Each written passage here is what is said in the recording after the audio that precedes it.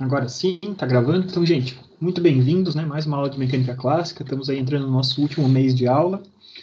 Chegou agosto, que não seja agosto, mês do desgosto. Vamos tentar fazer esse mês de agosto um mês bem bacana, especialmente na disciplina de mecânica clássica. A gente tem bastante coisa muito interessante para estudar ainda nos nossos conteúdos. E se a gente render bem aí nesse mês, a gente consegue acrescentar umas coisas a mais que nem estavam previstas originalmente, tá? Mas primeiro vamos focar no previsto, né? Focar no que estava no, no projeto, no plano do curso, né? Na ementa do curso. E depois, se a gente conseguir vencer tudo isso de uma forma razoável, a gente consegue acrescentar mais uns temas ou outros que são interessantes. Por enquanto, o que seriam esses temas que a gente pode adicionar se a gente der uma acelerada? Tudo que eu estou mostrando para vocês, a gente está resolvendo esses problemas na mão. Né? Estamos fazendo tudo sempre em papel e caneta, eu aqui no tablet, mas vocês, papel e caneta para resolver os problemas e tudo. E se a gente conseguir vencer o nosso programa em tempo hábil, aí, eu gostaria de mostrar para vocês, especialmente os temas que a gente vai começar a estudar a partir de hoje, os temas de trabalho e energia, ver como é que a gente programa essas coisas, né? Como é que isso é feito computacionalmente nos softwares, né? Que tudo que a gente está vendo e faz na mão, tem softwares que fazem para a gente para casos mais complexos que não são resolvíveis facilmente na mão. Então eu gostaria de mostrar para vocês um pouquinho, né? Uma pincelada bem de leve de como é que isso funciona nos programas de computador programados. Mas vamos primeiro fazer na mão. Se vocês entenderem na mão, mesmo que não dê tempo da gente fazer na nossa disciplina, vocês sempre terão condições de ir atrás e ver como é que essas coisas acontecem, tá? Na aula passada, então, a gente fez aquele panorama geral, na última aula teórica, né? Quinta-feira vocês fizeram a prova de vocês, mas na aula da segunda-feira da semana passada, a gente fez um panorama teórico bem abrangente sobre outros temas que tinham a ver com equilíbrios de estruturas. Então, não eram temas que estavam descritos em detalhe no nosso programa de curso, né? Mas eu acho bacana vocês verem. Então, na semana passada a gente passou boa parte do tempo falando sobre tipos de estrutura, eu expliquei o que era uma treliça simples, como é que a gente resolvia uma treliça. E através desses métodos de resolução de uma treliça, que a gente tinha falado que resolver uma treliça é determinar quais são as cargas que agem sobre os elementos individuais de uma treliça, eu mostrei para vocês dois métodos que eram baseados nos princípios de equilíbrio que a gente vinha estudando até então. Um deles era baseado nos nós, né? Se eu olhasse para os nós de uma treliça, para que a matriz esteja estaticamente estática no espaço, desculpa, cada um desses nós tem que estar estático, e com isso a gente consegue, por exemplo, determinar o equilíbrio entre todas as forças que chegam a um determinado nó. Isso era uma forma da gente encontrar uma resolução de uma treliça.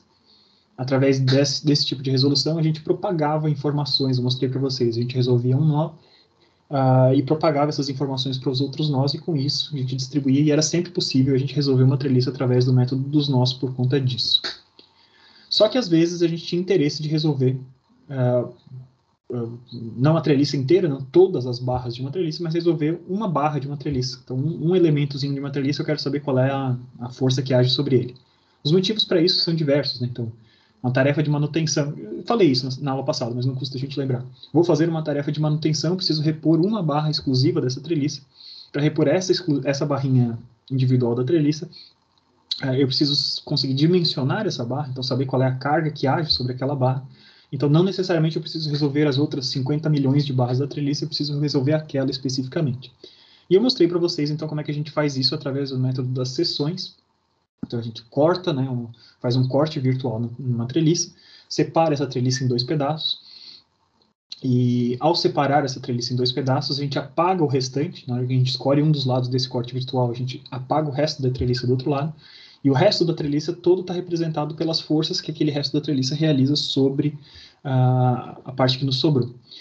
E com isso, né, a gente conseguia resolver quais eram essas forças internas que agem sobre cada um desses elementos. E eu expliquei para vocês que esse método, né, a gente basicamente sempre, todo curso que vai falar de estática vai falar um pouco sobre treliças, muito por conta desse método específico de resolução. Não porque a gente esteja interessado especificamente nas treliças, mas porque resolver um sistema que esteja em equilíbrio através de um corte virtual é uma ferramenta muito poderosa, uma ferramenta que a gente vai usar o tempo inteiro daqui a um ano para vocês, quando vocês chegarem lá em resistência dos materiais. A gente vai resolver, espero que seja eu o professor, a gente vai resolver os problemas de resistência dos materiais sempre utilizando esse princípio do método das seções, né? Então, apagando um pedaço da estrutura e substituindo o restante da estrutura pelas forças que ele realiza sobre o restante. Tá? Então, isso, a gente ver treliças e ver os métodos de resolução de treliças é algo que, apesar de não estar na nossa ementa da disciplina, eu julgo importante, porque, primeiro, nos apresenta esse tipo tão versátil de estruturas de treliças, que aparecem em várias coisas no dia a dia nosso, torres de celular, torres de transmissão, painel de outdoor, teto de posto, estrutura debaixo do telhado, um monte de coisa aparecem estruturas que têm características de treliça.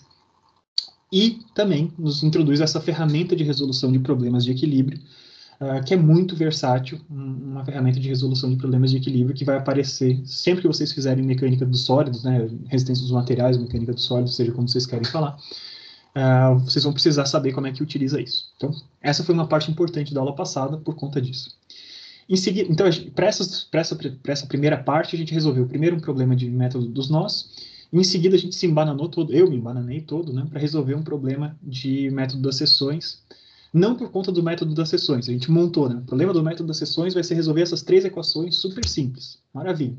Só que para a gente ter as informações necessárias para resolver, a gente precisava achar um ângulo e a gente se embananou totalmente, eu, né, na minha conta, né, eu me embananei totalmente para achar ali o ângulo que faltava para achar. Eu espero que vocês tenham visto, né? Acho que no dia seguinte ou 2 dias depois eu postei para vocês um videozinho onde eu mostrava que realmente não era um problema trigonometricamente tão simples assim, mas a gente resolveu lá, então tem um videozinho, se vocês não viram ainda, depois da aula de hoje assistam, acho que são uns 11 minutinhos ali, e eu explico como é que a gente encontra o ângulo que nos faltava para resolver. Enfim, já resolvemos um exemplo de cada um. Além disso, eu convidei vocês na aula passada e volto a convidar agora para vocês verem os problemas que estão resolvidos já no capítulo de estruturas do próprio Merriam Craig, de qualquer outro livro, do Hibbeler e tal. E ficou faltando a gente fazer, então, um exemplo, pelo menos, dos temas, dos 2 outros temas que a gente abordou na aula passada. Tá? Então, a gente abordou na aula passada também o tema de forças distribuídas, tá? Que é um tema que já aparece, se vocês estão acompanhando a matéria do Hibbeler lá na biblioteca virtual, vocês veem que vários problemas têm do Hibbeler há muito tempo, há muitos capítulos. Vários problemas do Hibbeler têm coisas que são mais ou menos essa cara, assim, né? A gente tem uma distribuição de forças. No lugar de ter uma força concentrada, a gente tem uma força que está espalhada ao longo de um determinado comprimento. Então, isso aqui são forças distribuídas. E eu comentei com vocês que a gente trabalhar com forças distribuídas, isso estava associado ou saber trabalhar com forças distribuídas era uma ferramenta importante, porque isso estava associado a aplicações reais de cargas. Muitas cargas a gente consegue aproximar razoavelmente bem, elas estejam aplicadas num único ponto, numa estrutura, mas para muitas cargas do dia a dia ali que a gente tem, de estruturas reais, a gente precisa, sim, ser capaz de descrever essa distribuição de forças ao longo de um comprimento. E essa distribuição de forças, né, essas forças distribuídas, elas eram dadas, se a gente pensar num Fzinho, por exemplo, que defina isso, né, o que caracteriza esse cara, então, é uma funçãozinha que nos diz quantos newtons por metro eu tenho. Tá? Então, esse Fzinho pode ser uma constante, como eu tentei desenhar aqui, ele pode ter formatos diferentes, ele pode ser um triângulo, ele pode ter um formato qualquer de uma outra função que a gente tem. Tá? Então, esses perfis todos, né, quando a gente quer achar o equivalente desses perfis, a gente está falando de achar a força resultante desses caras. Então, a resultante de um perfil como esse vai ser geralmente, né, a gente vai trabalhar geralmente com integrais. Então, se eu tiver o meu eixo x, por exemplo, aqui, se o eixo x estiver por aqui, na hora que a gente fizer a integral dessa funçãozinha ao longo do eixo x entre os limites para o qual esses caras estão agindo, né, então entre o ponto A e o ponto B, por exemplo, aqui, se a gente fizer essa integral, a gente vai achar a força resultante dessa distribuição de forças. E mais do que isso, né, a gente viu que, na aula passada, a gente viu a teoria de onde que a gente pode colocar essa força resultante. Se fosse simplesmente fazer uma integral e botar simplesmente no meio, né, botar no meio do espaço onde estava distribuído, não teria tanta dificuldade assim. Mas a gente viu que a gente precisava achar geralmente o centroide, né? Então, o centroide de alguma coisa estava associado com uma coordenada x barra ali que a gente tinha formado, e isso estava ligado a uma medida de momento, né, basicamente. Tá? Então, essa medida de momento, basicamente, o que a gente ia fazer era o seguinte, a gente ia integrar esse F vezes um x dx, então se eu estou pegando alguma coisa que tem unidade de força, vezes um bracinho de alavanca, né? Se eu estou medindo esse x, digamos que o meu x0 esteja aqui, e esse x está ali, eu estou pegando sempre infinitésimos de força, multiplicando pela posição central desses infinitésimos de força, essa posição x, e integrando isso em dx. Ao fazer isso, né, a gente vai chegar num momento equivalente, basicamente. É o momento equivalente àquela distribuição. Só que o que eu estou querendo achar é a componente x, onde eu vou botar essa força, né? Então eu estou pegando o momento equivalente e dividindo pela força. Tá? Então, essa equação quer dizer o quê? Se eu tivesse uma força resultante E, que é dada pela integral da distribuição de forças, vezes essa coordenada média, então isso aqui claramente é uma unidade de momento, né? Eu tenho uma força resultante vezes uma posição definida, momento. Essa posição está definida pela integral dos momentos dos infinitésimos de força que eu tenho ao longo do caminho entre A e B, por exemplo. Tá? Então isso a gente tinha visto na aula passada e a gente não tinha praticado ainda. Eu já vou fazer um exercíciozinho simples, né? 1 ou 2 exercícios simples, depende do tempo que eu demorar, só para ficar registrado aí que a gente resolveu problemas utilizando isso, né? Utilizando essas coisas. Não são problemas complicados, vocês verão. Então eu vou resolver um probleminha desse e depois a gente vai falar sobre outro tema que a gente falou também na aula passada e também resolver um probleminha. Tá? Então vamos acelerar porque eu vou dedicar então, se eu conseguir manter o meu planejado, eu vou dedicar ali 1h20 mais ou menos da nossa aula para esses probleminhas, para essa revisão e resolução dos problemas associados à teoria que a gente viu na aula passada, de forças distribuídas e de forças de atrito. E o restante da nossa aula, que a gente vai até 10:50 hoje, né, depois dessa 1h20, daí eu começo a falar sobre o tema novo, esse sim associado a trabalho e energia, esse tema que se a gente conseguir vencer, ao final do semestre a gente vê como é que esse cara é programado, tá? Então vamos fazer um exemplinho desses problemas. A gente viu então como é que calcula a resultante e viu onde que a gente coloca essa resultante. Lembrando, isso eu tinha falado na aula passada, né? Esse cálculo de força resultante de um centroide associado a esse camarada, isso está associado muito. A gente vai poder substituir essas forças distribuídas pela força resultante e colocá-la nesse centroide dessa distribuição, sempre que a gente estiver calculando reações de apoio. Tá? Então, quando a gente estiver calculando outras coisas mais para frente, quando a gente voltar e falar de novo daquele método das seções, lá em resistência dos materiais, se eu fizer um corte assim, a gente vai ter que refletir um pouco que a gente não pode simplesmente botar a distribuição inteira num único ponto, sendo que a gente tem uma parte de uma distribuição para um lado desse corte e outra parte para o outro. Tá? Isso é assunto mais para frente, para outra disciplina, inclusive, mas só adiantando para vocês que essas coisas que a gente está vendo, a substituição de uma distribuição de forças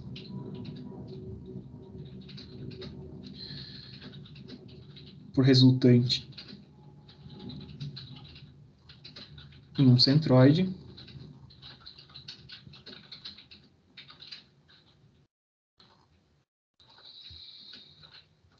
funciona bem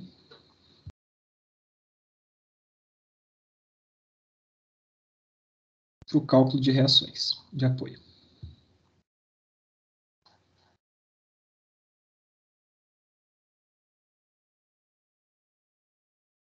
Que nessa disciplina que a gente está vendo agora de mecânica clássica é o que a gente se ocupou boa parte do tempo, né? A gente estava calculando reações de apoio desses problemas de equilíbrio.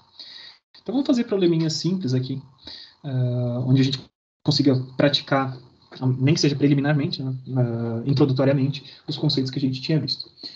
Como sempre, vou tentar resolver problemas que sejam problemas pares, né, porque é fácil não, mas é possível achar na internet resoluções dos problemas do Meyer e do Craig dos problemas de número ímpar, tá?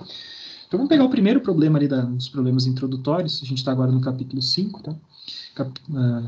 Ficou todo garranchado aqui, né? Capítulo 5, problema 102. Então o que a gente tem é uma viga, então uma estrutura horizontal resistindo cargas verticais, né? Uma viga. Ela está apoiada num pino aqui no ponto A e num rolete lá no ponto B, lá na outra extremidade.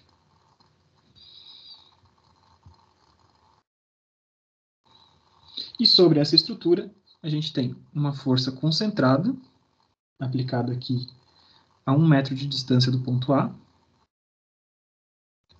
essa força concentrada vale 400 newtons. Entre esse ponto e o ponto B a gente tem 2 metros de distância. E aqui sobre essa nessa outra parte da viga, à direita dessa força concentrada, a gente tem uma distribuição triangular de forças, né? Uma distribuição linear, desculpa, de forças, formando um formato de um triângulo.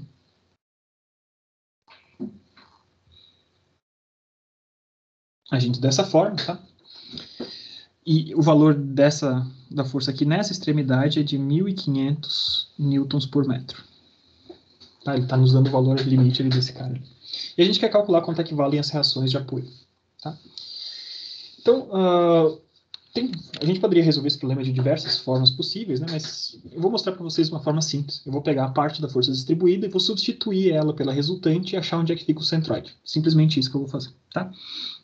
Então, eu tenho essa equação, eu tenho essa distribuição triangular, e para essa distribuição triangular seria interessante, se eu quero trabalhar através da integral, né, seria interessante eu gerar, então, uma equação que me dê esse resultado. Então, qual que seria, por exemplo, a equação equivalente desse camarada? Então, eu sei, vamos pegar apenas esse ponto, né, do começo até o final dessa distribuição. Então, eu tenho 0, 1.500,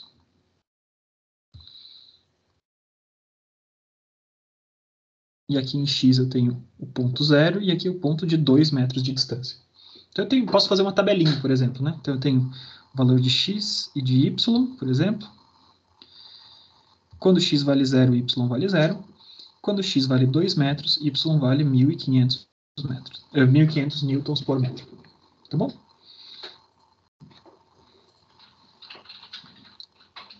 Então, como eu comecei do ponto 0, 0, quando x vale 0 e y vale 0, a equação desse camarada simplesmente vai ser y vai ser igual a, vamos chamar isso de um czinho vezes o x. Certo? Tranquilo, né? Se não tivesse passando de 0, 0, eu teria um coeficiente linear que deslocava essa linha para um lado e para o outro. Mas como eu comecei em 0, 0, quando x vale 0, y vale 0 também. E a minha equação, então, vai ter esse formato, né? Como eu tenho um triângulozinho. Então, substituindo um outro ponto, né? Como isso é uma reta, basta um dos pontos. 2 dos pontos, né? O 0, 0 eu já tenho, o outro ponto me resolve esse problema, para achar quanto é que vale esse coeficiente angular. Então, quando vale 1.500, eu quero saber qual que é o coeficiente angular que multiplica o número 2 de x. E eu descubro, então, que o meu coeficiente angular é de 750. O czinho vale 750, tá? Então, agora eu sei quanto é que vale esse perfil. Tá, esse meu Fzinho ali eu chamei de Y, né? Mas vamos chamar, é o Fzinho ali que eu tinha chamado antes, tá? Que descreve a força que está distribuída ao longo do caminho. Então eu sei que esse meu Y vale 750x. Pois bem, então vou achar a resultante desse camarada. A resultante dele é simplesmente a integral desse y dx entre o começo e o final, entre 0 e 2, portanto. Tá? Então, integral de 0 até 2 de 750x. Isso vai ser igual, então, integrando esse cara, vai ficar 750x ao quadrado dividido por 2. Isso vai me dar 375x quadrado, avaliado entre 0 e 2. É a minha força resultante. Então, só deixa eu abrir minha calculadora aqui.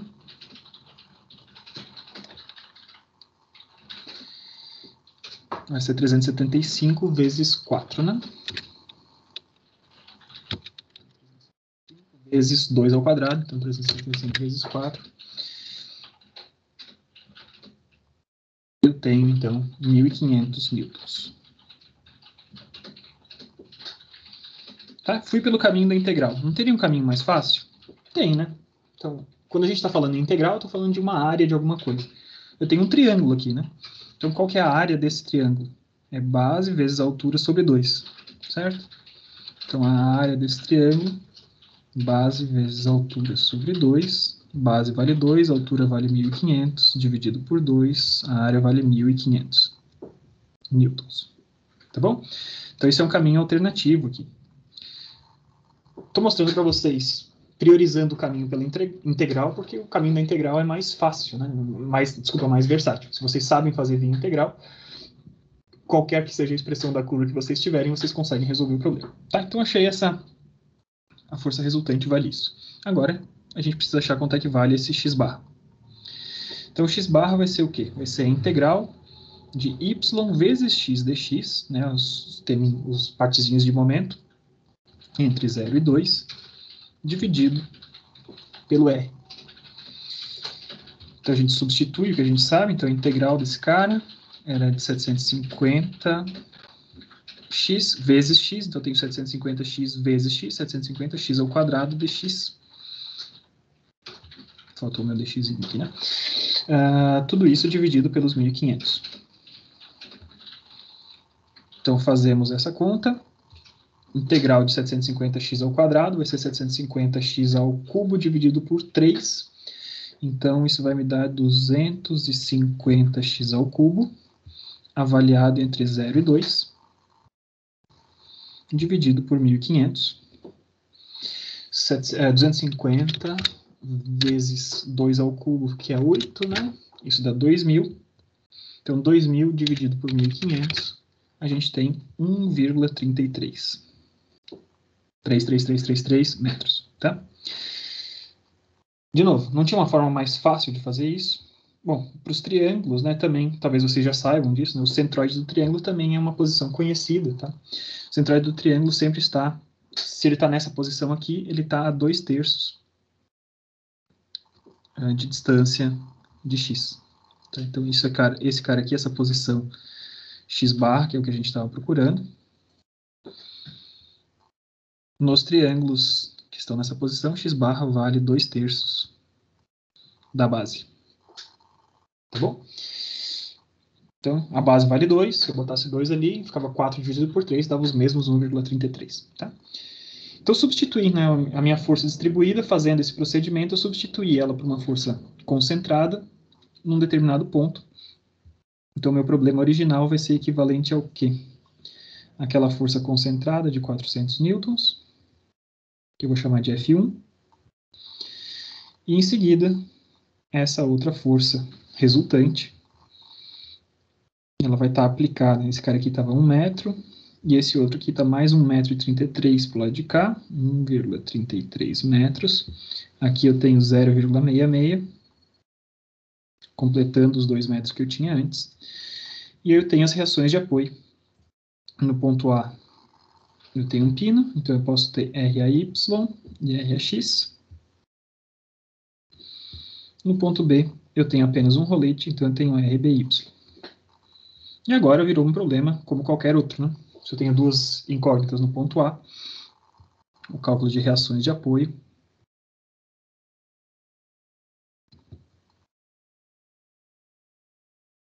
vai começar simplesmente com uma somatória de momentos com relação ao ponto A igual a 0. Com relação ao ponto A, as forças que realizam momentos são F1, R e RBY, né? Então, F1 giraria no sentido anti-horário, F1 vezes 1, braço de alavanca, menos a força R vezes o braço de alavanca, que vai ser 1 mais 1,33, né, 2,33. Se só tivesse RBY, giraria no sentido anti-horário, RBY vezes 3, tudo isso igual a 0. E a gente vai descobrir, então, o valor de RBY, que vai ser 400 newtons menos 2,333333 vezes 1.500. Isso vai dar 3.500. Eu tenho 400. Trocando sinais, né? Joguei para o outro lado, desculpa. Então, eu tenho 3.500 menos 400, tenho 3.100. Dividido por 3. Isso vai me dar 1.033,33 newtons. Achei quanto vale RBY. Posso achar quanto vale RAY, somatória de forças em Y igual a 0. Eu vou ter RAY para cima, F1 para cima, R para baixo e RBY para cima. Todos eles somados dão 0. E eu descubro, então, que RAY vai valer R menos F1 menos RBY. R valia 1.500 menos 400 e dá 1.100 menos 1.033,3333333. Isso vai dar 66,6 newtons. Como não tem nenhuma força na direção de x, a gente já sabe que, por somatória de força na direção de x igual a zero, a gente sabe que RAx é igual a zero. E fechou o nosso problema. Então, um problema como qualquer outro, um problema relativamente simples até, uma vez que a gente sabe como tratar essa força distribuída em formato triangular.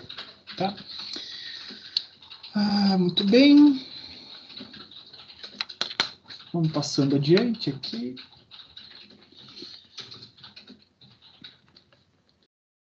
Vocês vão ver que nesse capítulo tem vários e vários e vários problemas com distribuições diferentes, para as quais vocês conhecem as equações e que vocês conseguem determinar quais são as equações. Tá? Vamos ver um outro problema.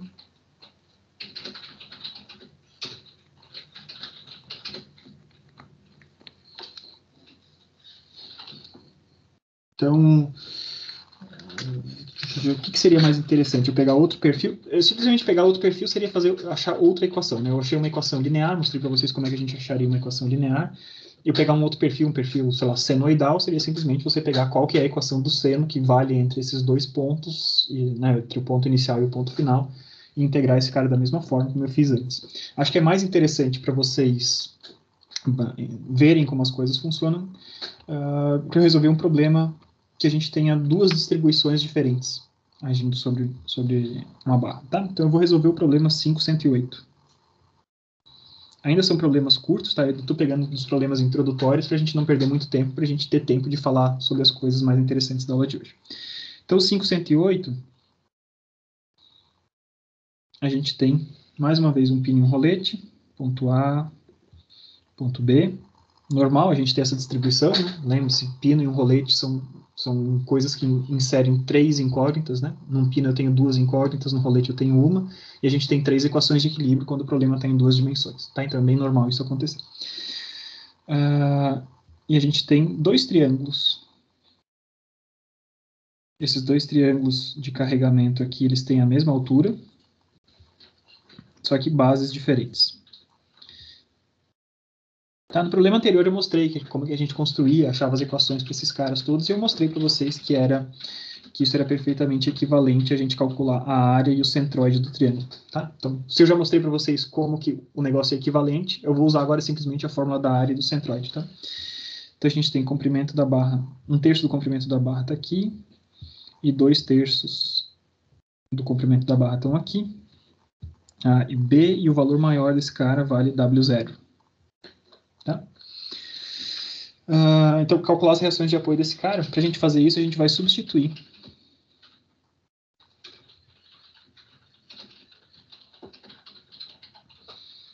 as duas distribuições por resultantes em seus centroides.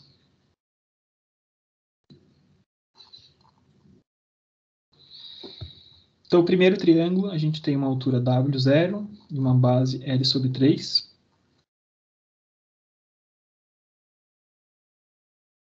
A resultante vai ser a área. E a área desse cara vai ser a altura desse triângulo vezes a base, L/3, dividido por 2. Então, a gente sabe que temos W0L dividido por 6. Tá? Essa é a resultante. O centroide desse camaradinho aqui, ele está sempre mais próximo da parte mais alta desse triângulo, né? Então,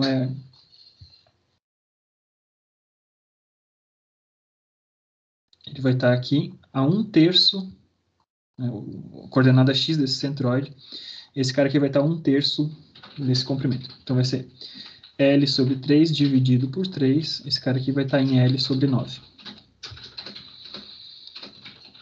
Segundo triângulo, tem a mesma altura W0, só que a minha base agora é 2L/3. Então, eu vou chamar R1 e x barra 1, tá? Agora, resultante 2, mais uma vez, é a área. Então, eu tenho W0, base, agora é 2L sobre 3, dividido por 2, cortei. W0L dividido por 3. E o centroide desse cara ele vai estar mais perto da outra extremidade. Então, se eu estiver contando o x a partir daqui, tá? Esse x barra aqui vai estar 1/3 desse cara. Então, vai ser 2L sobre 3 dividido por 3. Ou seja, eu tenho 2L dividido por 9. E agora, esse problema como um todo ficou substituído. Esse cara ali é um problema equivalente a uma força R1 aplicada a L sobre 9 e uma força R2, que tem o dobro do tamanho, aplicada a... isso aqui, calma aí, eu escrevi errado, né? Se eu estou medindo x a partir daqui, desculpa, olha só, se eu estou medindo x a partir desse, no segundo triângulo, a partir da ponta menor, na verdade é 2/3 disso, né? Então é 2/3 da base. Sempre tem que ver a partir de onde você está medindo, tá? Então esse cara aqui é 4L sobre 9. Então eu já tinha L sobre 3 até aqui, mais 4L sobre 9. Então, L sobre 3 mais 4L sobre 9, isso dá 7L sobre 9, certo?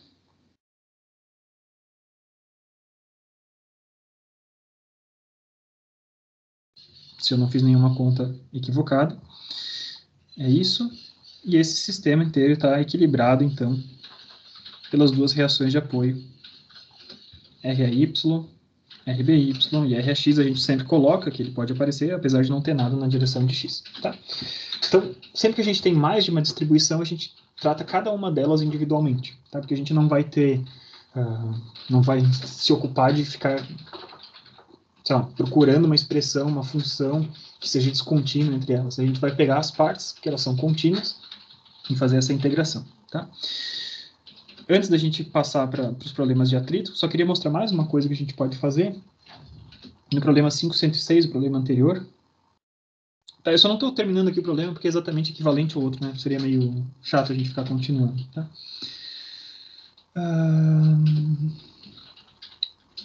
Então, o problema 506, ele tem uma distribuição que é meio que é assim. Então, tem uma viga, tá? Beleza. Durante um pedaço da viga, essa distribuição é uniforme, então é plano. Essas forças estão aqui. E a partir de certo ponto, está seguindo uma linha reta. Você tem alguns caminhos para fazer, tá? Claramente a gente vai ter duas seções que a gente vai ter que... Duas distribuições que a gente vai ter que substituir. Ó, aqui o rolete está um pouquinho para o lado, tá? A gente tem que até tomar cuidado com isso, prestar atenção onde é que é a posição do rolete. Então a gente tem essas duas distribuições aqui. Vamos tratar elas de maneiras separadas. Mas, e além disso, tá? Se vocês não quiserem achar a equação desse camarada, então os dois caminhos que a gente pode fazer. Eu posso achar a equação desse camarada que tenha num determinado ponto, ele vale 800, e até o outro ponto ele vale 400, faz a tabelinha e vê quanto é que é essa equação dessa reta que tá agindo entre esses dois caras. Ou, tá? Então, ou a gente pode achar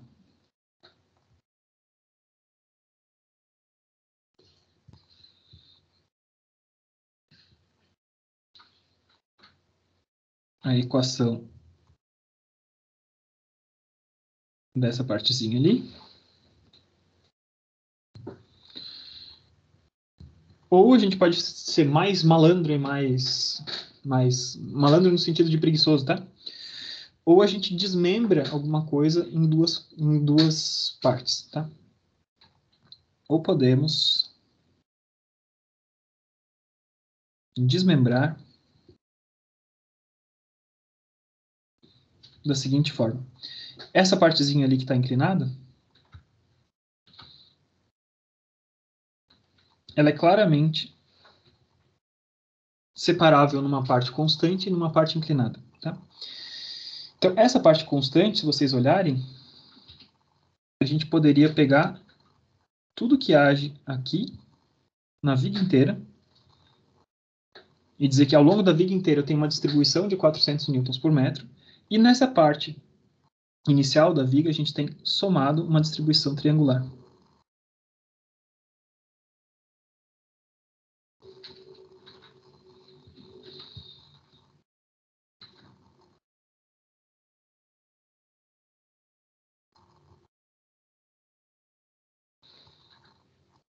Tá? Então, para cada uma delas, a gente já sabe ali, área e centroides, a gente já sabe disso.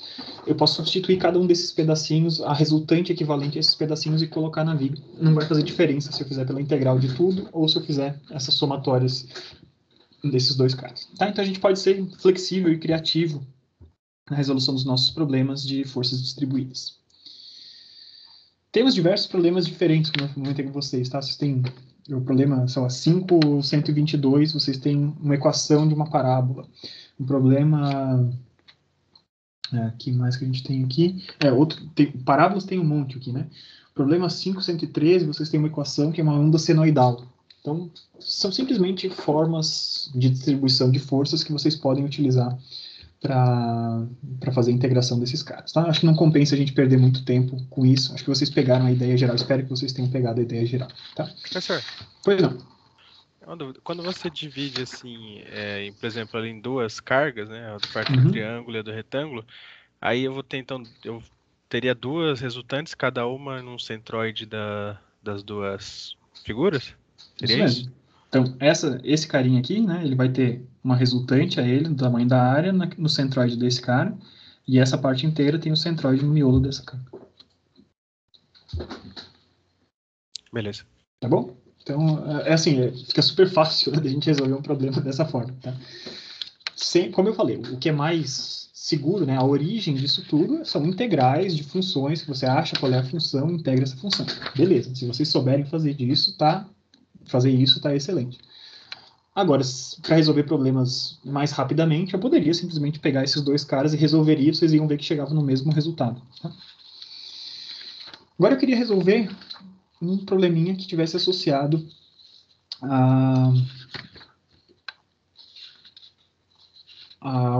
parte de atrito que a gente falou na aula passada. Tá? Como eu comentei com vocês, o capítulo de forças distribuídas é bastante extenso, tá? Ele tem um monte de coisas que estão sendo lidadas ali ao longo do caminho.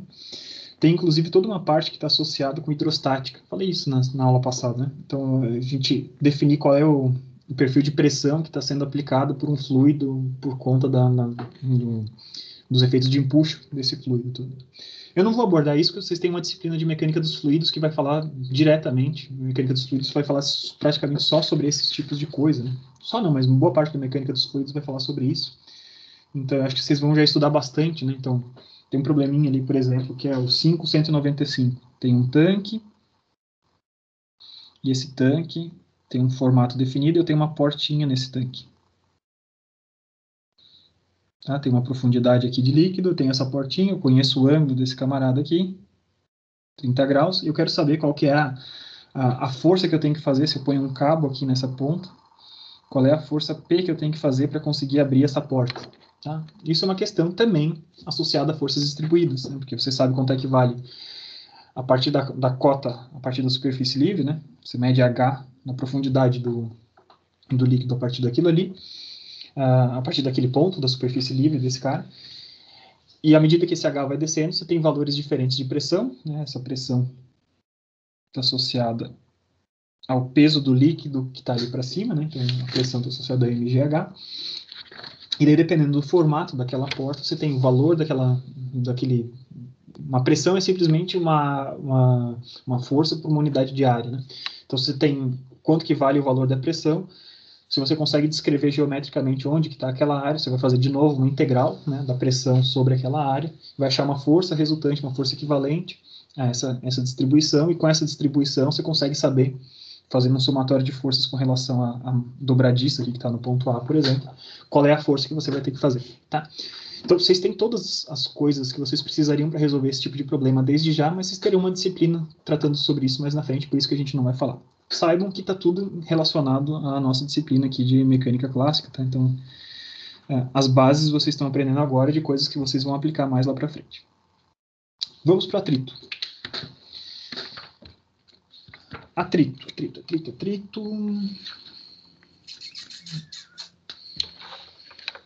Então, a gente tinha visto problemas de atrito, são problemas, os problemas que a gente vem resolvendo, sem considerar atrito, são aproximações. Para alguns tipos de problemas, tudo bem, a gente pode dizer que o atrito é suficientemente pequeno para que ele não precise ser considerado, mas para outros tipos de problema, isso não é tão real, né? Se a gente disser que não tem atrito, o resultado que a gente está achando não é algo que esteja relacionado a alguma coisa muito realista. Então, saber lidar com atrito é sempre uma coisa importante. Tá? Então, eu vou primeiro resolver a primeira coisa. Na aula passada eu também mostrei para vocês que quando a gente fala de problemas de atrito, a gente tem tipos diferentes de problemas de atrito. Quando a gente já sabe que alguma coisa vai ficar parada, a gente já sabe que está dentro do caso de atrito estático. Quando a gente já sabe que algo está se movendo, a gente está no caso de atrito dinâmico. Mas muitos problemas de atritos lidam com essa transição. Quando que a gente está passando de um estado parado para um estado em movimento, né, e dependendo da situação que a gente tiver, um dos dois coeficientes de atrito, lembre-se que a gente tem dois tipos de coeficiente, quando as duas superfícies estão paradas, a gente tem um coeficiente de atrito que é um pouco superior àquele que existe entre superfícies que estão se movendo umas com relação às outras, tá? Então, a primeira coisa que eu vou mostrar para vocês é um exemplo resolvido, que eu acho muito legal a maneira como ele está resolvido dentro do livro do Craig, tá? Então, é o exemplo 6.5. Porque ele nos mostra como que a gente deve abordar um problema desse tipo quando a gente não sabe o que está se mexendo. Então, basicamente, o problema é o seguinte. A gente tem um plano inclinado. Tá? Então, isso aqui é uma superfície que está inclinada. Tem uma paredinha. E eu tenho 3 blocos. Empilhados. E o bloco de cima está fixo à parede por um cabo. O bloco de cima vale 30 kg, tem massa de 30 kg. O bloco do meio tem 50 kg e o bloco de baixo tem 40 kg. A gente tem, então, uma força que está sendo aplicada no bloco do meio, paralela à superfície. Deixa eu desenhar de novo para a gente não se confundir, tá? Então, tem uma força P que está aplicada paralela à superfície, tentando meio que puxar aquele bloco do meio, tá? E a gente tem entre esses camaradas, que são de materiais diferentes, a gente tem coeficientes de atrito estático diferentes. Então, entre o bloco de cima e o bloco do meio, eu tenho 0,30. E entre o bloco do meio e o bloco de baixo, eu tenho um coeficiente de atrito estático de 0,4. Entre o bloco de baixo e a superfície, eu tenho um coeficiente de atrito estático de 0,45. E esse ângulo aqui é de 30 graus. Tá? Então, essa é a condição geral. Eu tenho esses 3 blocos que estão posicionados nesse plano, e eu estou aplicando essa força P paralela ao plano inclinado, aplicada ao bloco do meio. O bloco de cima está impedido de se mover por um arame que o liga ao suporte fixo. Os coeficientes de atrito estático para cada um dos 3 pares de superfícies de contato estão mostrados na figura. E determine o que a gente quer que o problema determine para a gente é qual que é o valor de P máximo que a gente pode atingir antes de qualquer deslizamento.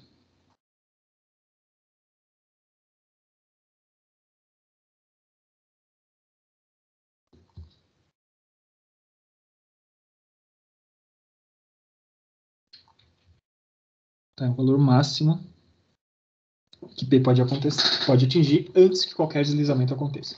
Então, vocês observem que tem várias condições diferentes, algumas condições diferentes que podem acontecer. Tá? Eu posso puxar essa força P e pode só apenas o bloco do meio se deslocar e os outros blocos ficarem parados. Ou ao puxar com o bloco do meio com a força P, eu posso deslocar o bloco do meio e o de baixo, e o de cima fica parado. O de cima sempre vai ficar parado por conta do cabo, mas eu tenho essas duas condições que eu tenho que definir, e a priori eu não sei dizer qual que é qual das condições que está acontecendo, tá? Então, a primeira coisa que a gente vai fazer, a gente vai desenhar diagramas de corpo livre para esses blocos, para a gente entender o que está acontecendo. Então, para o bloco de cima, o bloquinho de cima, então, ele tem essa força T. Ele tem o peso dele, né? Então, que é 30 kg vezes 9,8. Esse aqui é o peso de 1. E ele está sustentado por conta do contato, eu tenho uma força normal. E dependendo de como que aconteceu o deslizamento, né, a gente tem...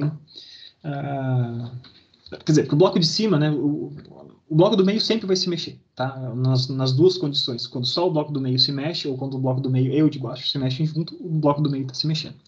Então, se o bloco do meio está se mexendo na direção para baixo, vai aparecer uma força de atrito se opondo ao movimento desse bloco. Tá? Essa força de atrito, então, que age sobre o bloco 1, calma aí, vamos desenhar direito, né? Então, essa força de atrito está se opondo ao movimento do bloco do meio, só que isso está puxando o bloco de cima para baixo. É um par de forças. F1 está aparecendo nesse sentido, na medida que o bloco do meio se desloca, e está aparecendo no sentido oposto no bloco 2, no bloco do meio, porque é o que está resistindo ao movimento. Então, é um par de coisas. Sempre tem que ser um par, né? Uma força de atrito que age sobre o bloco no sentido oposto à que age sobre o bloco de baixo. Tá? Então, o bloco de cima está assim, desse jeito. Como é que está o bloco do meio? O bloco do meio, agora, ele está carregado com a carga P. Por conta dele deslizar com relação ao bloco 1, a mesma força 1 que apareceu antes, força de atrito 1, aparece no bloco 2. Na hora que esse conjunto inteiro é considerado, essas duas forças se anulam, né, como tem que ser. E além disso, eu tenho então o restante das forças. Né? Eu tenho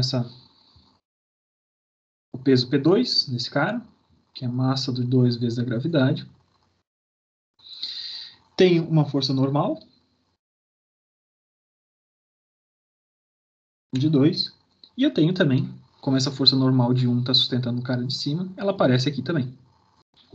Uma força de contato. Né? Uma força normal é sempre uma força de contato entre duas coisas. Então esse outro bloquinho está nesse sentido. Agora, a outra força que eu vou desenhar sobre ele vai depender do que está acontecendo. Se eu considero que apenas o bloco do meio se desloca, a força de atrito vai estar aparecendo numa das direções. Se eu considero que o bloco do meio vai se deslocar junto com o bloco de baixo, eu vou desenhar essa força de atrito em outra das direções. Então vamos considerar que esse bloco se desloca sozinho e o bloco de baixo fica parado. Então, na medida que ele vai saindo para cá, e o bloco de baixo fica parado, aparece também uma força de atrito aqui, F2, resistindo a esse camarada. Tá? Por fim, o bloco de baixo não tem nenhuma força paralela ao plano, né? Não tem nem o cabo e nem a força externa que está sendo aplicada. A gente tem, então, uma força normal no bloco 3. A força de contato equivalente ao bloco 2 está ali. E se a gente está considerando, então, que o bloco do meio desliza, mas esse outro cara aqui fica parado, existe uma força que tenderia a fazer ele se deslocar para lá, uma força F2, mas essa força é sustentada pela força de atrito estático do cabo, do bloco de baixo, com relação à superfície. Tá bom? Então, isso é uma suposição, né? O que esse diagrama de corpo livre representa? A gente está supondo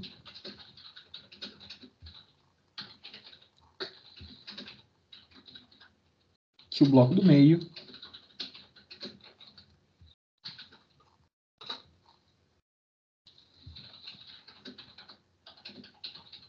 tende a deslizar sozinho.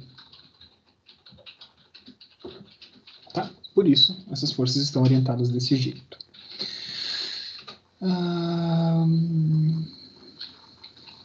Muito bem, muito bom, muito bem. Então vamos primeiro determinar quanto é que valem algumas dessas forças. A gente tem condições de descobrir quanto é que valem essas forças, tá? Então vamos fazer o seguinte. Direção, vamos ver como é que ele botou o eixo, só para eu não ter que mudar. Ele fez o seguinte, ele chamou para baixo da rampa como x positivo e a direção vertical de y, tá? Assim, desse jeito. Então, para esse sistema de coordenadas, a gente pode escrever que somatória das forças em y igual a 0. Como esse sistema está na iminência de começar a se mover, mas antes de qualquer deslizamento, tudo aí está equilibrado, tá? E para essas forças direcionadas em y, a gente tem algumas componentes, né? Primeiro, no bloco de 30 kg, se a gente pega o bloco de cima, vamos desenhar, esse bloco é o bloco amarelo, só para a gente não precisar ficar chamando esses bloco de cima, bloco de baixo, eu vou desenhar cores neles, tá? Então, bloco amarelo, bloco roxo, é o do meio. E, finalmente, o bloco azul é o de baixo. Tá, então, para o bloco amarelo,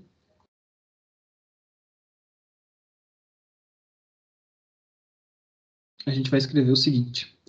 Se a gente olhar na direção de Y, o bloco amarelo, a gente tem na direção positiva de Y, tem o N1, e na direção de baixo a gente vai ter uma parcela desse peso, né? Então a gente vai trazer esse carinha para o lado de lá, e a gente vai achar quanto é que vale essa parcelinha vertical do peso aqui.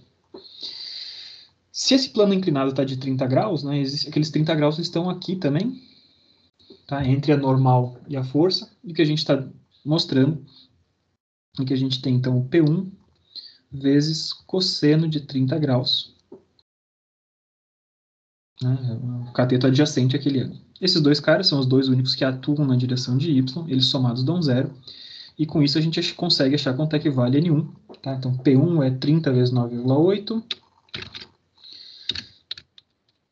294 newtons, vezes cosseno de 30. Isso vai ser igual a 254,6 newtons. Muito bem, então para o bloco 1 a gente achou quanto é que vale a normal, agora eu já tenho essa informação da normal, consigo achar para o bloco 2, o bloco do meio, o bloco roxo.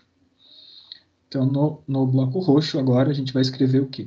Eu tenho N2 para cima, N1 para baixo, e da mesma forma eu tenho a componente do peso 2 alinhado com esse eixo, então P2 vezes cosseno de 30, isso aqui vai ser igual a 0, e a gente descobre então que N2 vai valer, tinha os mesmos 254, né, 0,6, mais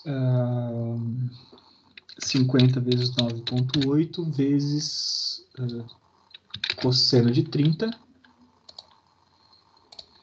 Isso aqui vai dar 678,9 newtons. Descobrimos quanto é que vale a normal no bloco 2.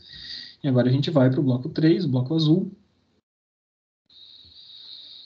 No bloco 3 a gente tem N3 para cima, N2 para baixo, peso do bloco 1 igual a 0, e a gente acha que N3, fazendo essa conta, vai ser os mesmos 678, mais o peso a parcela desse bloco, do peso desse bloco que está alinhado com a vertical. Então, 40 vezes 9,8 vezes cosseno de 30. Isso vai me dar 1018,4 newtons. Tá? Então, eu achei quanto é que valem as normais. Por que é importante a gente achar as normais? Porque as forças de atrito que agem, F1, F2 e F3, elas dependem dessas normais. Então, por isso que a gente começa descobrindo quanto é que valem as forças normais em cada um desses blocos. Então, como a gente está considerando, a gente está chutando que apenas o bloco do meio está deslizando, a gente vai ter o seguinte, tá?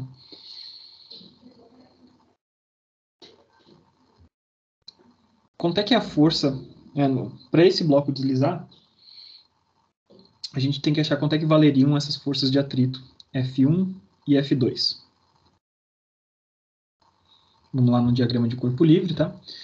F1 e F2 são o bloco do meio, o bloco roxo e o bloco amarelo. O bloco de cima é F1. Isso está relacionado à força normal no contato entre esses dois caras, né? A força normal é N1. E o F2 ele está associado à força de contato que existe, a força normal que existe entre o bloco roxo e o bloco azul. Vocês estão me ouvindo, gente? Deu uma travada aqui. Alguém pode só falar comigo? Sim, sim. Tá, beleza, obrigado. Não, deu uma travada no meu computador aqui, não sabia se vocês tinham parado de me ouvir. Beleza, então aí a força 2 está associada ao contato que existe entre o bloco do meio e o bloco de baixo. Tá? Então essas forças são o quê? Sempre a gente tem o coeficiente de atrito estático correspondente vezes a força normal. Para cada um desses casos, tá? Então, entre o bloco do meio e o bloco de cima, a gente tem 0,30 de coeficiente de atrito estático. vezes 254,6. E entre o bloco roxo e o bloco de baixo, a gente vai ter 0,40 de coeficiente de atrito estático. Então, tem 0,40 vezes 678,9. E a gente descobre, então, quais são os valores máximos de F1 e F2 para essa condição de movimento iminente. Tá? Então, vamos lá. Eu tinha ponto 3 vezes 254,6, isso dá 76,4.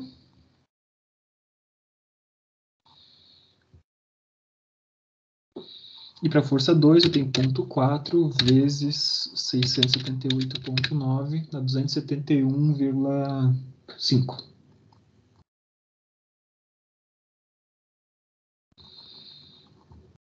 Então, o que são esses caras? São os máximos valores de atrito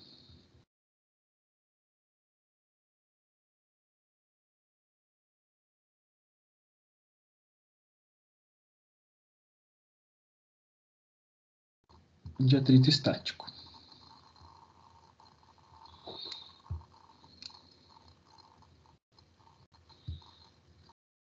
Para o caso de iminência de deslizamento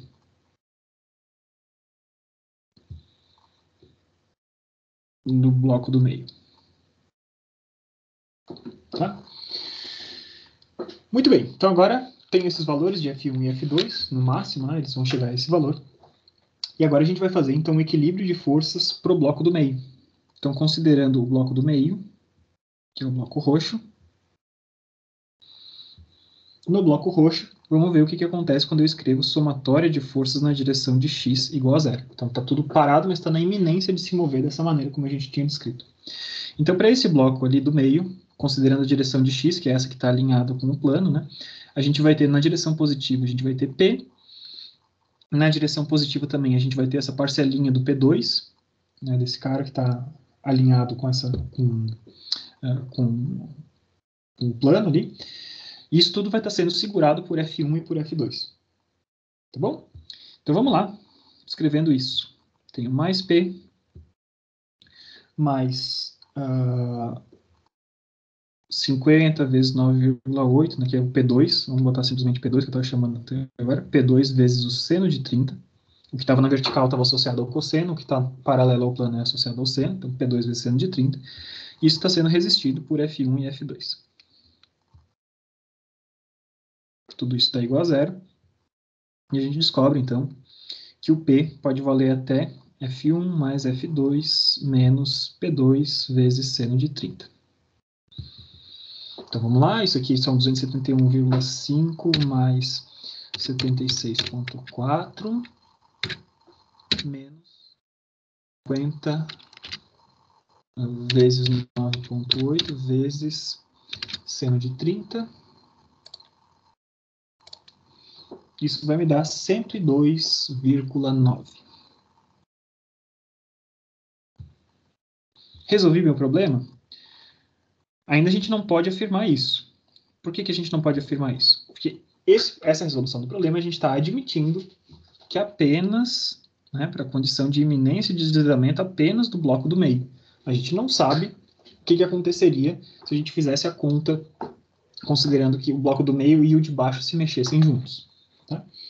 Então agora a gente vai conferir isso de alguma forma. Tá? Então, se só o bloco do meio se mexesse, estava ali. Mas é isso que acontece?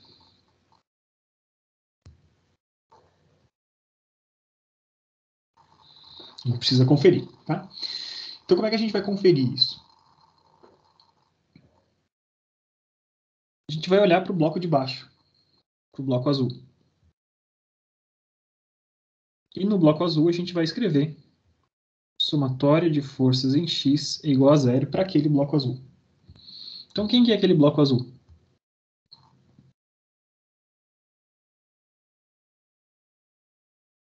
Esse bloco azul, então, a gente vai conseguir definir o equilíbrio entre F2, F3 e a parcela do peso, que eu esqueci de desenhar aqui, né? Desculpa, P3, e a parcela do peso P3 que está alinhada com aquele plano. Então, para isso aqui estar certo, a gente vai ter que fazer as contas dessa forma. Então, para aquele bloco azul, F2, que a gente recém viu, está apontando para baixo, está puxando esse bloco na direção de baixo.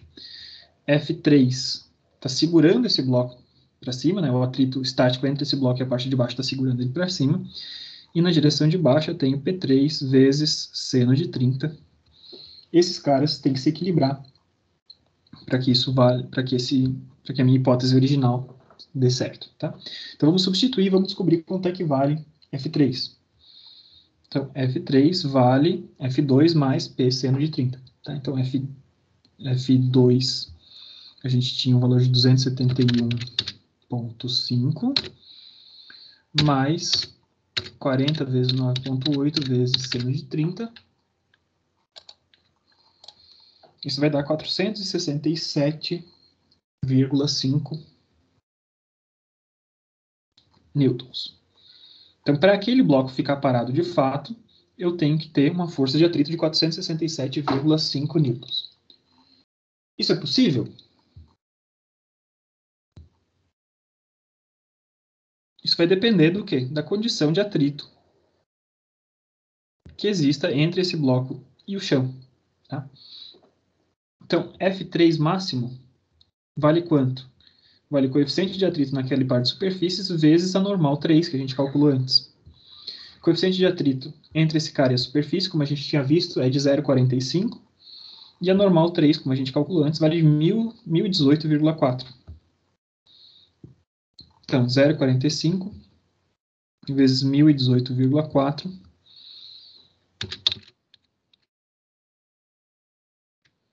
vai dar 458,3 newtons. E agora, estava certa a nossa hipótese? Não, né?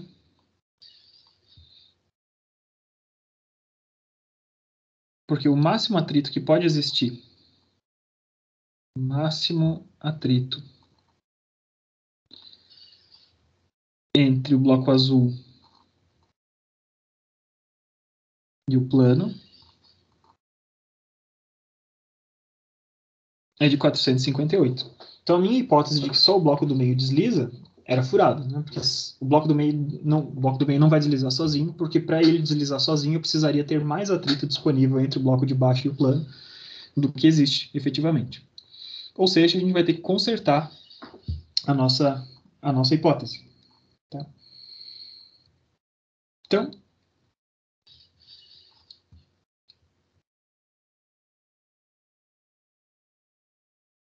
conclui-se que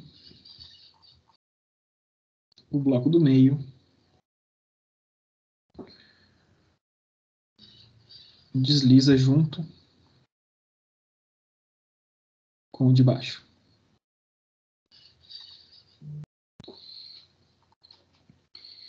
Então, quando esses dois caras deslizam junto, o que a gente vai ter que reescrever? A gente vai ter que descobrir, então, para aquele bloco de 40 quilos, quanto é que vale essa força de atrito entre o bloco do meio e o outro. Então, a gente vai recalcular F2.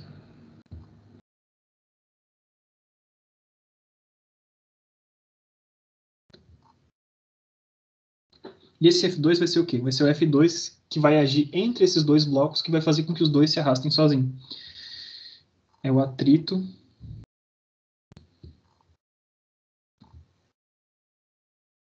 que puxa o bloco de baixo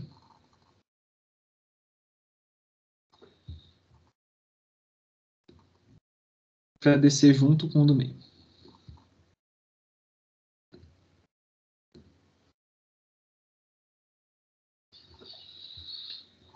Então vamos lá, para aquele bloco azul de baixo, somatório de forças em x tem que ser igual a zero, só que agora utilizando o F3, que é o máximo F3 que pode existir entre aquele bloco azul e a superfície. Então, utilizando esse F3 corrigido, tá? A gente vai ter quem? a gente vai ter o F2 puxando para baixo, da mesma forma como a gente tinha antes, a parcela do peso 3 puxando para baixo, segurado por aquele F3, tudo isso é igual a zero. E a gente vai recalcular, então, quanto é que vale F2. F2 vai valer, então, esses 458,3 menos a parcela do peso que age ao longo do plano inclinado. E o que sobra, então, esse F2, a força de atrito que vai existir entre esses dois blocos, puxando ele para baixo, vai ser de 262,3 newtons. E agora, com esse 2,3 newtons, esse sim é o F2 que puxa esse cara, e agora a gente pode voltar para o bloco do meio, que é o bloco roxo. E no bloco roxo a gente vai reescrever, então, somatório de forças em x iguais a zero. E a gente vai ver o que são as forças que estão agindo ali.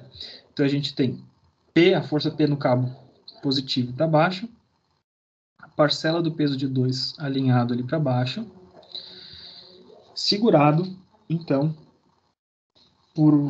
pela força de atrito entre ele e o cara de cima, então menos F1, e pelo F2, que age no contato entre esses dois caras. Tá bom? Então vamos descobrir quanto é que vale a força P. A força P vai valer, então, F1 e F2, da mesma forma como tinha antes, descontado dessa parcela do peso que está ao longo desse cara. F1 valia, vamos lembrar quanto é que ele valia. F1 não mudou porque o bloco de cima sempre vai ficar parado na medida que o outro deslizar. Então eu tenho 76,4 mais esse outro F2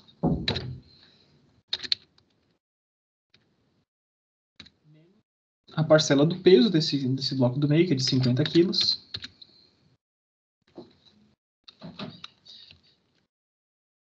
Vezes 9,8 vezes seno de 30. Isso vai me dar, então, 93,7 newtons. E essa, sim, é a máxima força que eu posso aplicar antes que qualquer coisa deslize. Qualquer força acima disso, a gente sabe que o bloco do meio desliza junto com o bloco de baixo, porque a gente não tem mais atrito que chega para manter esse cara na posição que ele tinha. Então é interessante a gente ver um problema como esse, porque a gente vê, né, que a gente tem que supor uma hipótese e calcular em cima dessa hipótese o que é seno. Pode ser que a hipótese original seja furada, como foi o nosso caso aqui, e nesse caso a gente já sabe que a gente tem que partir para outra possibilidade. Sempre que a gente está falando de problemas de atrito, a gente vai ter essa possibilidade de problemas, tá? Deu para entender, gente? Deu para acompanhar? Tranquilo?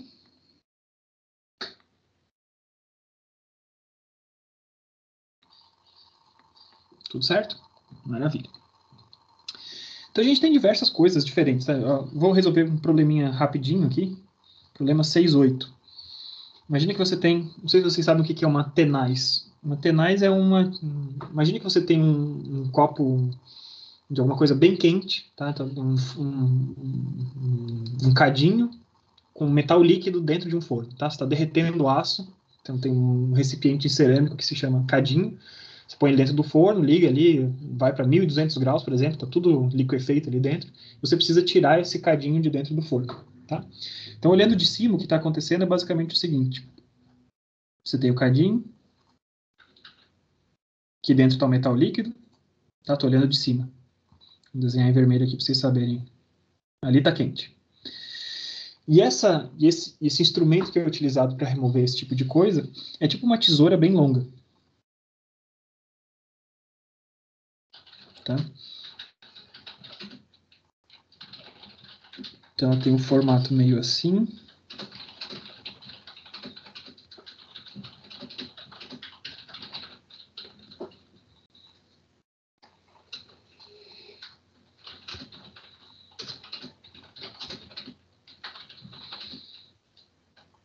Desenho muito perto da borda, tá? Mas enfim, tá aqui. E a gente mantém, então, esse carinha apertado. Você tem que estar com as mãos ali fazendo força. Essa força, vamos considerar ela, segundo o nosso problema, ela está alinhada com a vertical. Tem essa força F aqui. Tá?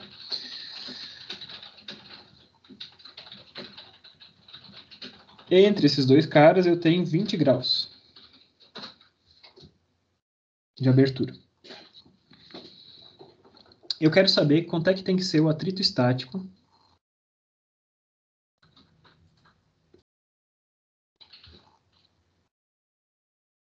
qual é o mínimo coeficiente de atrito estático para que a gente consiga segurar esse tubo sem haver deslizamento, sem esse tubo ser empurrado para fora lá para frente. Tá bom? Então existe esses 20 graus ali. Eu não estou pegando na lateral do copo especificamente, eu estou pegando ele um pouquinho para dentro. Tá bom? Então a gente tem que observar o que está acontecendo nesse cara, né? Então, vamos pensar aqui como é que a gente pode formular isso de uma maneira mais simples possível.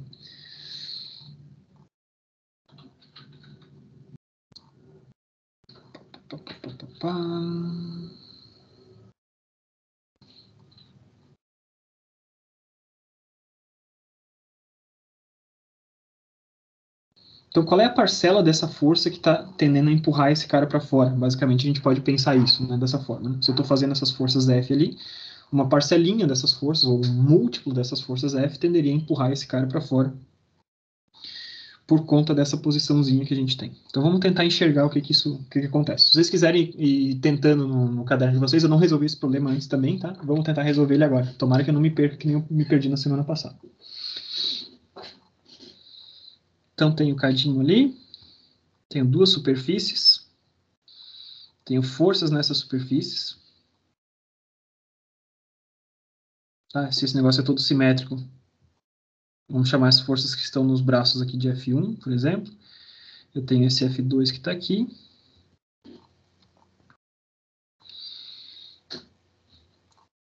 Então, uma parcelinha desse F2, se essa superfície está a 20 graus, se eu tenho 20 graus entre esses caras, onde é que estão esses 20 graus aqui com relação a ele?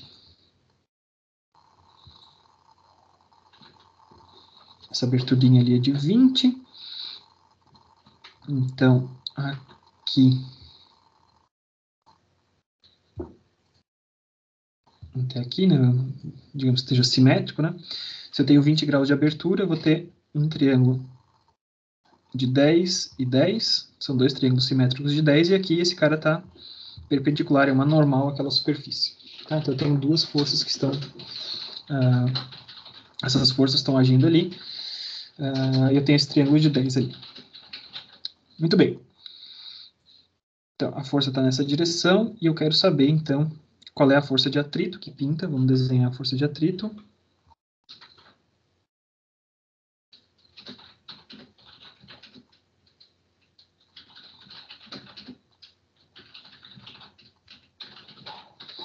Que pinta para esses caras não fugirem. Então, quem são as componentes que têm que ser equilibradas por essa força de atrito?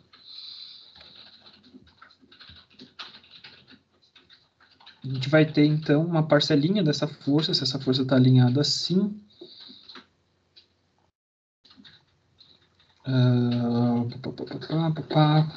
Como é que eu desenho esse cara aqui agora?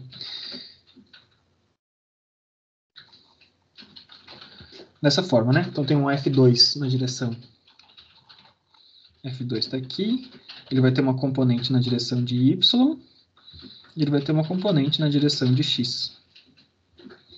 Se eu chamar esse cara aqui na direção de X, eu sei que a somatória de forças na direção de X tem que ser igual a zero. Ou seja, eu sei que a força de atrito, se o meu X positivo está ali para fora, negativo, mais F2x tem que ser igual a zero. É isso que tem que ser equilibrado. Essa é a minha equação de equilíbrio para esse cara ficar parado ali. Essa força de atrito é o que está aparecendo ali. Muito bem, só que essa força de atrito a gente consegue expressar algumas coisas dela, né? Então, se eu tenho essa força F2, é a força normal que está agindo ali efetivamente. Então, essa força de atrito vai ser F2 vezes esse coeficiente de atrito estático, que é que eu quero descobrir. Tá? Então, com isso, eu consigo substituir, no lugar de escrever força de atrito, eu vou escrever alguma coisa que dependa de F2. Em seguida, F2x, eu também consigo descobrir alguma coisa, né? Se eu tenho 10 graus ali, esses mesmos 10 graus estão aqui em cima, ali em cima naquele triângulozinho. E eu sei, então, que F2x, se eu não estou fazendo nenhuma besteira trigonométrica aqui, que é possível, como vocês viram na semana passada, eu sei que eu tenho F2, que é a hipotenusa desse camaradinho aqui, vezes seno de 10 graus. Tá? Então, eu sei que a força de atrito vale F2 vezes o coeficiente de atrito. Eu sei que F2x vai valer F2 vezes seno de 10 graus. Então, vamos substituir esses caras. Então, eu tenho menos F2 vezes coeficiente de atrito estático, mais F2 vezes seno de 10 graus, igual a zero. Então, eu não sei quanto é que vale F2, mas batendo o olho nessa equação, vocês já sabem que isso não é um problema. Tá? Para eu saber quanto que vale F2, eu teria que ter as dimensões dessa tenaz, a distância que eu tinha entre o ponto de aplicação de força e a distância que eu tinha entre esse pontinho e o outro. Como eu não tenho essas distâncias, como isso aqui são incógnitas, né, eu não conseguiria descobrir uma relação que ligasse F2 com F. Para fazer essa ligação, eu precisaria fazer um somatório de momentos com relação a esse pininho ali do meio. Tá? Como eu não tenho esse cara, eu fico F2, para mim pode ser qualquer coisa. Mas como eu quero descobrir o que está acontecendo com esse coeficiente de atrito estático, basta que eu isole ele. Né? Eu pego esse termo, menos F2 vezes coeficiente de atrito estático, jogo lá para o outro lado, e passo F2 dividindo. E a gente percebe diretamente que o coeficiente de atrito estático tem que ser, no mínimo, igual a seno de 10. Beleza? Então, um probleminha rápido ali, um probleminha de atrito, bacaninha, tranquilo. E não sei, se querem fazer mais um ou podemos partir adiante? Fazer mais umzinho, pode ser?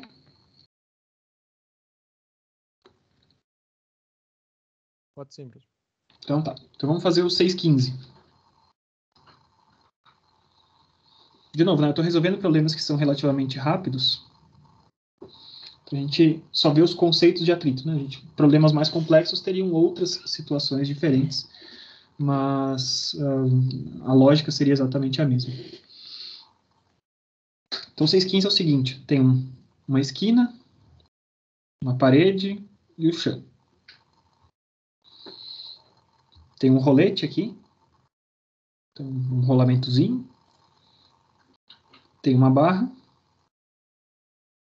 e essa barra está apoiada contra o chão, e existe um ângulo θ aqui. No ponto A, então, eu tenho um rolete, no ponto B, eu tenho atrito, e aqui eu tenho coeficiente de atrito estático. A gente vai começar, o primeiro problema que a gente vai resolver vai ser com 0,25. Tá? Essa barra a gente vai considerar que ela que seja uniforme, tá? Tem uma massa M qualquer. E por ela ser uniforme, então eu consigo concentrar o peso dela aqui no meio.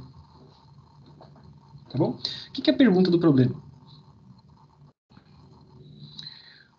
Qual que é o mínimo θ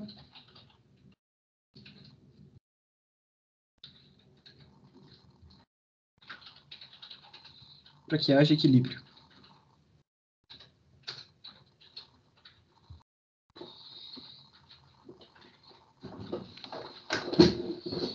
Então, você imagina, se essa barra, esse θ pode variar, né? Se a gente estiver muito perto da horizontal, quando esse θ for muito pequenininho, por mais que a gente tenha atrito entre a ponta da barra, a gente tende nesses conceitos, tem um feeling ali que essa barra vai tender a cair. O rolete vai rolar contra a parede, essa barra vai deslizar ali no ponto de apoio e ela vai cair em direção ao chão. À medida que a gente vai testando posições iniciais com tetas cada vez maiores, tem um determinado ponto a partir do qual essa barra permanece em equilíbrio. Tá? Como é que a gente vai fazer essa conta agora? Então, quando existe equilíbrio, vamos desenhar um diagrama de corpo livre desse camaradinho aqui, né?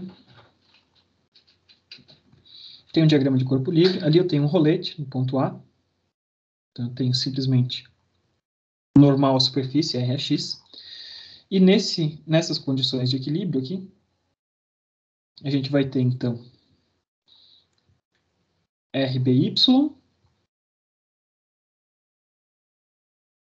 e RBX, que é a força de atrito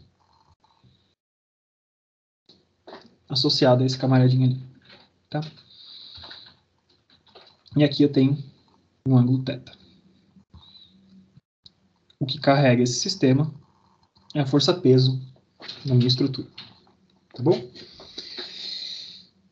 Então, o que a gente precisa identificar nesse camaradinho aqui? A gente precisa ver... Eu posso fazer um problema de equilíbrio normal, como a gente tinha antes, né? Como é que eu começaria esse meu problema de equilíbrio?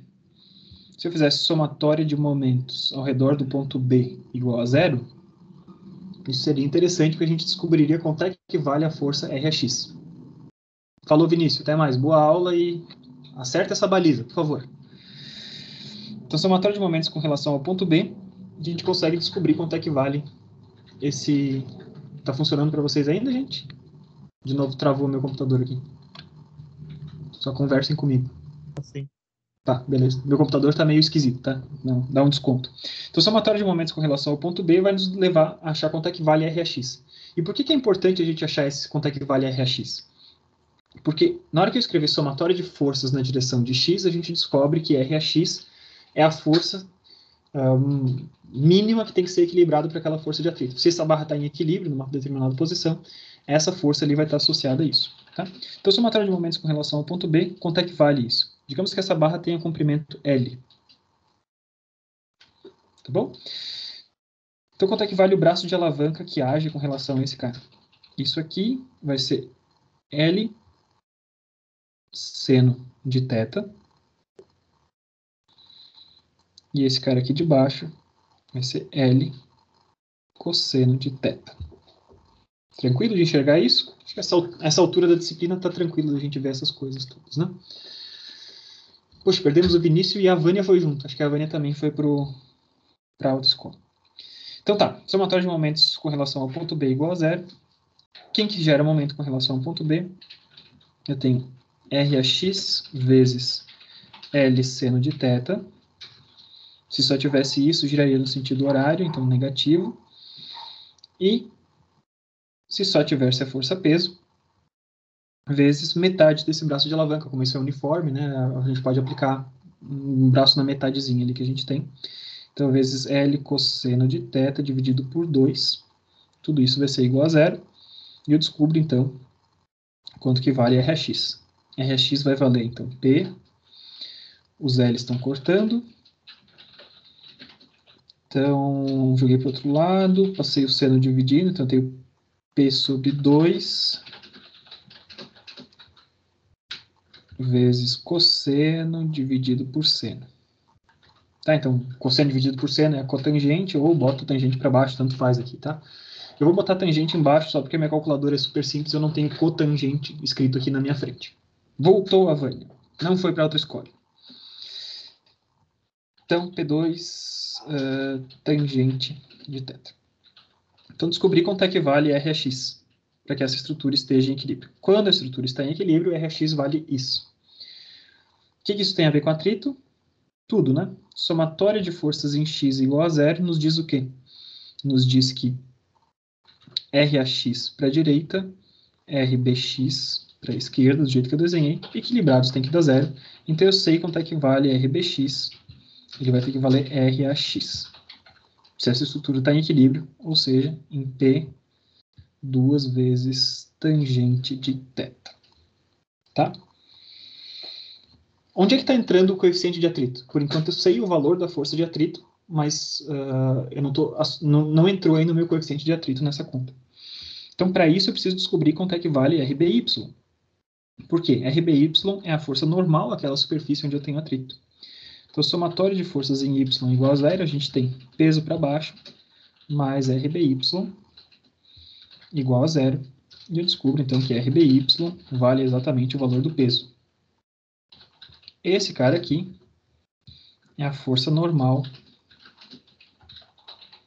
é igual à força normal na superfície com atrito. Então, eu sei que a minha força de atrito vale isso aqui, e eu sei que a minha força normal vale isso. Então, vamos juntar essas duas informações. Tá? Eu sei que a força de atrito vai ser igual a normal vezes o coeficiente de atrito. Tá? Então, nesse contexto, vamos igualar esses dois caras. Falando que P vezes o meu coeficiente de atrito vai ser igual àquele valor. Se essa estrutura está em equilíbrio, eu tenho esse valor ali. De P dividido por 2 tangente de θ. Cortei os P's. Joguei 2 tangente para o outro lado. Deixa o 2 lá do lado de lá, né? Joguei tangente de θ para o lado de lá. 1 meio. 1 dividido por 2 vezes o coeficiente de atrito entre esses caras. O coeficiente de atrito a gente viu que valia 0,25.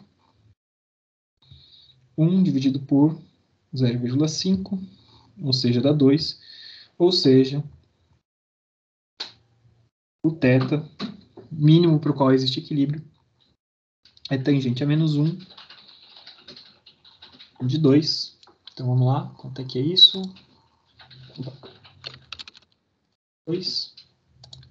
Tangente a menos 1 de 2 dá 63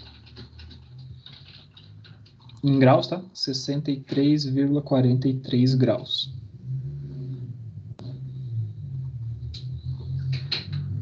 Então, qualquer ângulo que seja maior do que 63,43 graus, a gente não tem problema nenhum para chegar nessas condições. Quando o ângulo vale 63,43 graus, a gente está em equilíbrio. Qualquer ângulo menor do que 63,43 graus, a gente tem um deslizamento dessa barra. O problema ainda nos pede para a gente repetir. E se o coeficiente de atrito fosse, no lugar de 0,25, se fosse meio? Basta a gente continuar. O problema é exatamente o mesmo, né? Só que no lugar da gente ter o coeficiente de atrito substituído por 0,25, a gente vai substituir por meio aqui. Então, tangente de θ, 1 dividido por 2 coeficiente de atrito, ou seja, tangente de θ é 1, ou seja, o θ vai ser tangente a menos 1 de 1, ou seja, θ vale 45 graus. Então, quanto mais atrito eu tenho, mais inclinado eu posso deixar essa barra. Antes, quando o atrito era 0,25, eu tinha que deixar essa barra 63 graus, mais na vertical.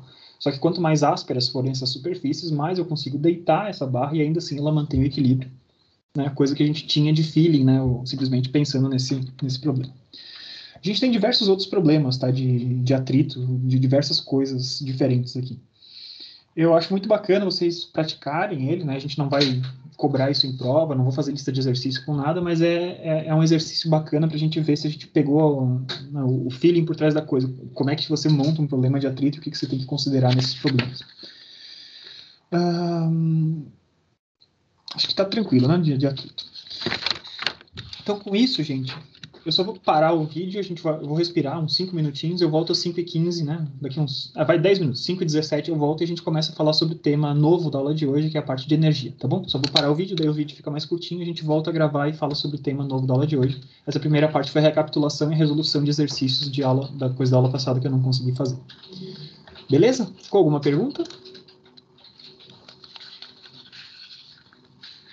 Alguém tem alguma pergunta?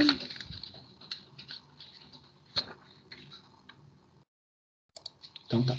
Então vamos parando aqui a gravação, como ninguém falou nada, acho que não tem pergunta. Logo em seguida a gente